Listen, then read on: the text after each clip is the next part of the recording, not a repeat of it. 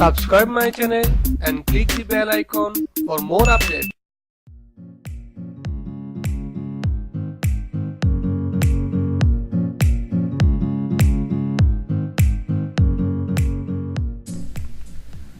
আসসালামু আলাইকুম রহমতুল্লাহ। আমি সাইফ আছি আপনাদের সাথে। সবাই কেমন আছেন বন্ধুরা? আশা করি সবাই ভালো আছেন। আজকে আমি আপনাদের সাথে শেয়ার করব কিভাবে ফটোশপের মাধ্যমে স্কিন রিটাচিং এবং স্মুথ করা যায়। তো আজকে আমার টিউটোরিয়ালটি হবে how to retouching skin and smooth skin. দুটোই কিভাবে করা যায়, রিটাচ এবং স্মুথ দুটোই এক ধরনের। তো কিভাবে জিনিসটি করবেন সেই টেকনিকটি আপনাকে দেখাবো। তার আগে আমি বলিনি, যারা এখনও আমার চ্যানেলটি সাবস্ক্রাইব করেননি তারা অবশ্যই আমার চ্যানেলটি সাবস্ক্রাইব করবেন, আর যারা সাবস্ক্রাইব করেছেন তাদেরকে অসংখ্য ধন্যবাদ। তো আমি এই ছবিটি নিয়েছি, এই ছবিটি দেখুন একটু। এই ছবিটি অনেক অংশ ঘোলা এবং একটু শ্যাডো টাইপসের ছবিটি, এবং চোখের এখানে কালো দাগ। তো আমি আজকে আপনাদেরকে এই টেকনিকগুলো দেখাবো কিভাবে একটি ছবিকে প্রপারলি স্মুথ এবং রিটাচিং করা যায়। তো চলুন দেখে আসি। প্রথমে আমি এই লেয়ারটিকে একটি কপি করে নিব। কিবোর্ড থেকে কন্ট্রোল জে চাপবো, কন্ট্রোল জে। তারপর ইমেজ থেকে অটো টোন। দেখুন অনেকটা শ্যাডো চলে গেছে আগের মতো। এখন আগে এমন ছিল, এখন এমন। তারপর আমি এটাকে আরেকটি কপি করব, কন্ট্রোল জে চেপে কিবোর্ড থেকে কন্ট্রোল জে। এখানে লিখব ক্যামেরা রো।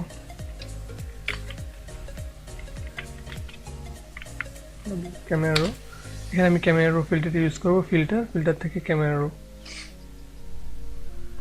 ইমেজটিকে একটু সুন্দর করার জন্য আমাকে ফলো করুন। এখন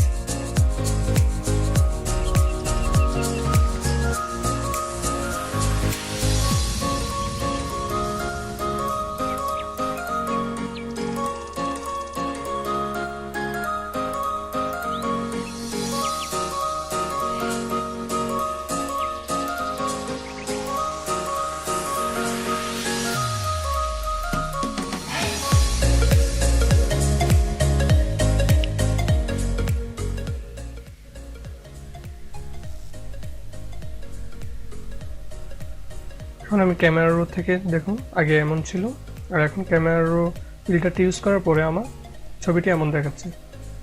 ওকে,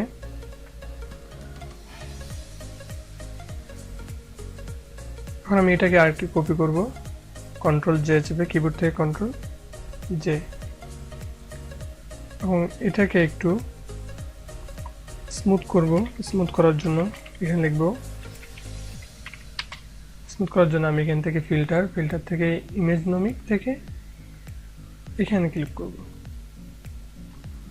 ক্লিক করে দেখুন একটু জুম করবেন, এখান থেকে একটু জুম করে আপনি দেখতে পারবেন। এটা হচ্ছে আফটার, এটা হচ্ছে বিফোর। এখান থেকে আপনি শার্পনেসকে বাড়িয়ে সুন্দর করে কমিয়ে বাড়িয়ে দেখুন কোনটা ভালো লাগতেছে আপনার। আমি এখান থেকে ডিফল্টটা ইউজ করতেছি, ইউজ করে ওকে।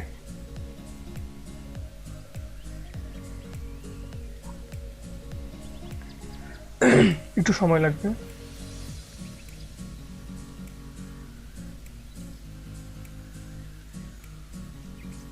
ওকে, এখন আমি এটাকে দেখুন আগের থেকে অনেকটা স্মুথ হয়েছে স্কিনগুলো। আপনি জুম করে দেখুন আগের থেকে অনেকটা স্মুথ হয়েছে স্কিনটা। এই আগে এরকম ছিল, এখন এরকম। আশা করি বুঝতে পেরেছেন বন্ধুরা। একটু ধৈর্য সহকারে শেষ পর্যন্ত দেখবেন, কারণ আমি যেহেতু এখানে সব কিছু ভালো করে বুঝিয়ে দিচ্ছি, একটু লেট হবে। সামান্য একটু ধৈর্য সহকারে শেষ পর্যন্ত যদি আপনারা দেখেন তাহলে আপনাদের উপকার হবে আশা করি ইনশাল্লাহ। এখন এটাকে আরেকটা কপি করব,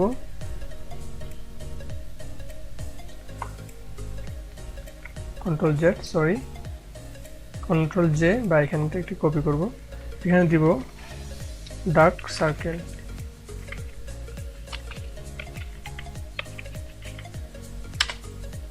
জুম করলে আমরা বুঝতে পারবো জিনিসটা। জুম করার পরে এই যে এখানে ডার্ক সার্কেলগুলো দেখা যাচ্ছে, এগুলো রিমুভ করব কিভাবে।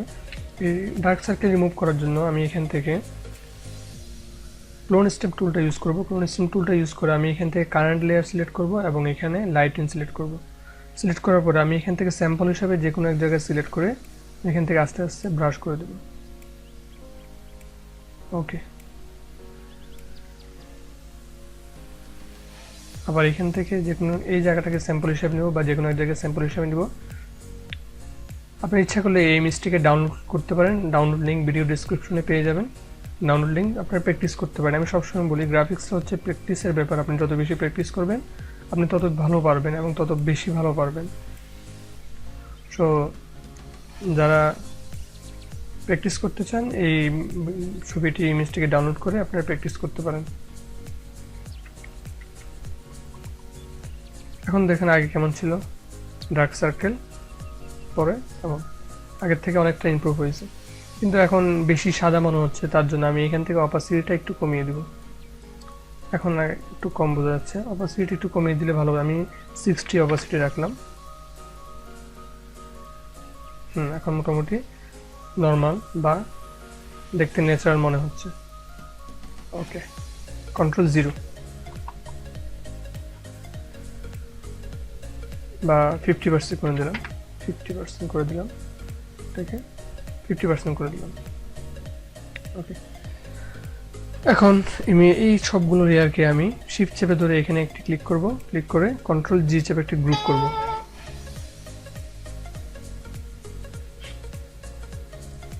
এখন control shift plus alter plus E চেপে এটা একটা লেয়ার করব। তার আগে দেখিয়ে নিন আমাদের ইমেজটা কোত্থেকে কতটুকু গিয়ে দাঁড়ালো।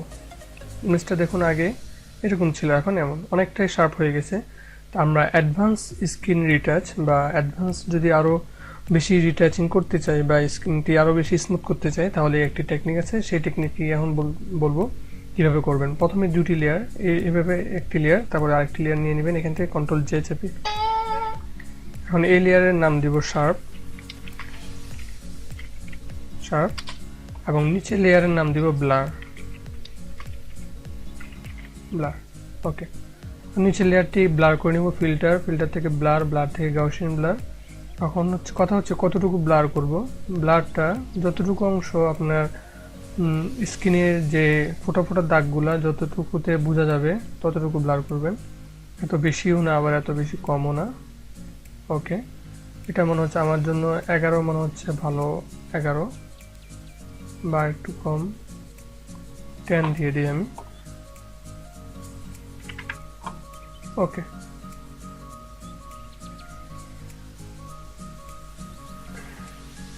এখন এই লেয়ারটিকে সিলেক্ট করে আমার ইমেজ থেকে অ্যাপ্লাই ইমেজ থেকে আমি এখান থেকে ব্লার লেয়ারটাকে সিলেক্ট করে দিতে হবে। আমাকে ব্লার লেয়ারটাকে সিলেক্ট করে দিতে হবে। এই সেটিংটা কিন্তু খুব ইম্পর্টেন্ট। ব্লার লেয়ারটা সিলেক্ট করব আর এখান থেকে ব্লেন্ডিং অপশন থেকে সাবস্ট্রাক্ট এটাকে সিলেক্ট করতে হবে এবং এখানে স্কেল দিব 2 এবং অফসেট দিব 130 দিয়ে এখান থেকে প্রিভিউ দেখতে পারবেন, দিয়ে ওকে চাপবেন। এখন আমাকে এই শার্প লেয়ার থেকে মোড অপশনে গিয়ে আমাকে লিনিয়ার লাইট করে দিতে হবে, ওকে। এখন কিন্তু কোনো কিছু বোঝা যাচ্ছে না, বোঝার জন্য আমাকে ব্লার লেয়ারটা সিলেক্ট করতে হবে। সিলেক্ট ব্লার লেয়ার, এখান থেকে লেসো টুল সাহায্যে আগে এটাকে জুম করে নিতে হবে। কন্ট্রোল প্লাস টিপে ছবিটাকে জুম করে নিব। জুম করার পরে এখান থেকে ফেদারটাকে আমি 10 পিক্স বা 20 পিক্স করে দিলাম। আমি 20 পিক্স রাখলাম। রেখে আমি স্ক্রিনটাকে সিলেক্ট করব। লেসো টুলের সাহায্যে স্ক্রিনটাকে সিলেক্ট করে নেব।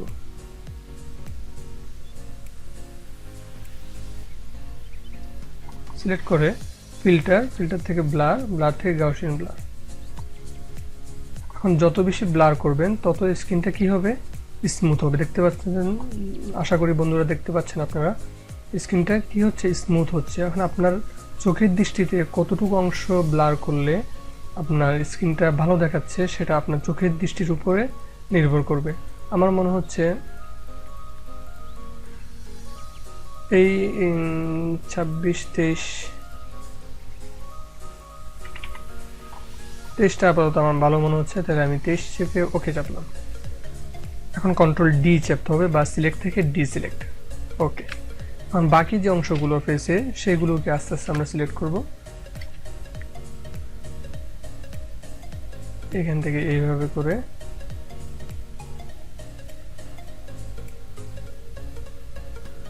সিলেক্ট করব। কিবোর্ড থেকে কন্ট্রোল এফ চাপলে হবে, বা ফিল্টার থেকে এই যে Gaussian blur control F plus F এখানে সিলেক্ট করলে হবে।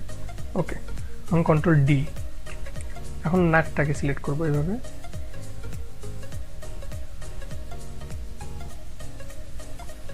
কারণ ফিল্টার, গাউসিয়ান ব্লার বা কন্ট্রোল এফ, আবার কন্ট্রোল ডি। আবার এখন এই অংশটাকে সিলেক্ট করব। এভাবে করে সব অংশ আস্তে আস্তে সিলেক্ট করে দিব। কন্ট্রোল এফ, বা এখান থেকে ফিল্টার থেকে গাউসিয়ান ব্লার কন্ট্রোল ডি। এই অংশটা বাদ পড়ে গেছে মনে হচ্ছে, এই অংশটাকে আবার করে দিচ্ছি কন্ট্রোল এফ, কন্ট্রোল ডি। তো নিচের অংশটা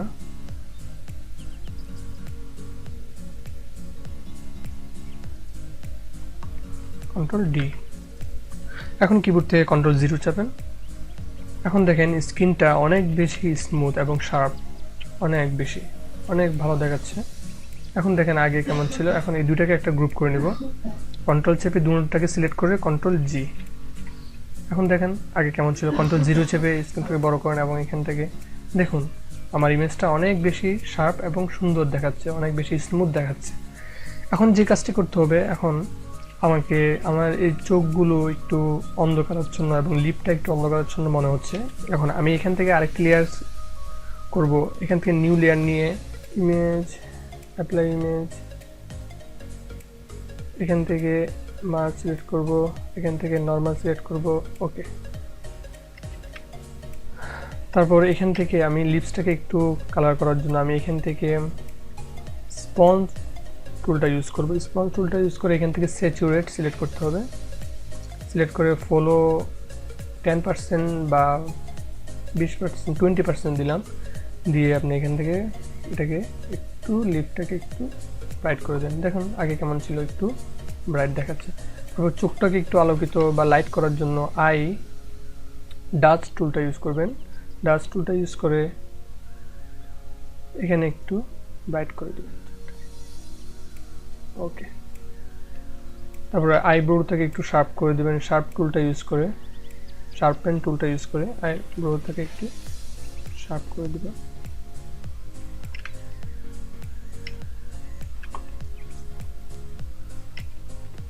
কন্ট্রোল মাইনাস দিয়ে একটু ছোট করেন।